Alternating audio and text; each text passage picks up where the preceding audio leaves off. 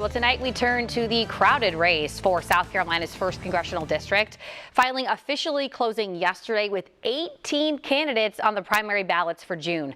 That includes Republican Dan Brown. News 4's Emily Deanne has been sitting down with the candidates. And Emily, this is Brown's first time running, but he has some political experience. Ashley, the Bluffton native, told me his time in Washington, D.C. has prepared him for the job. And while his experience as a legislative staffer and policy researcher gave him the skills he says are needed to lead the 1st District, Brown says it was his son who inspired him to run for office.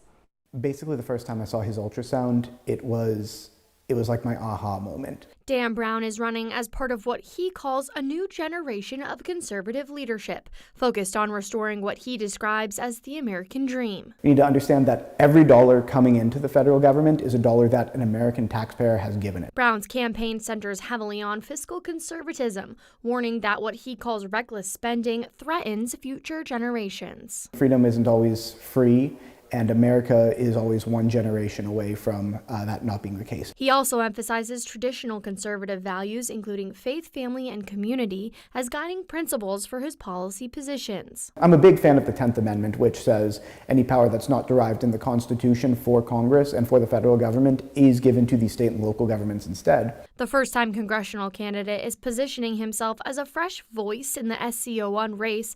The Republican is running on a platform focused on economic growth, infrastructure investment, and government accountability. In the Lowcountry, you have to look at stuff like infrastructure, because we are one of the fastest growing areas of the country, down in Beaufort County, and I'm sure up here as well. Just the roads and the infrastructure were not designed for the level of population that we have. He says he aims to bring practical solutions to Washington. I'm very familiar with the legislative process. I've seen exactly how Congress has failed the American people before, and the few ways in which it has been successful.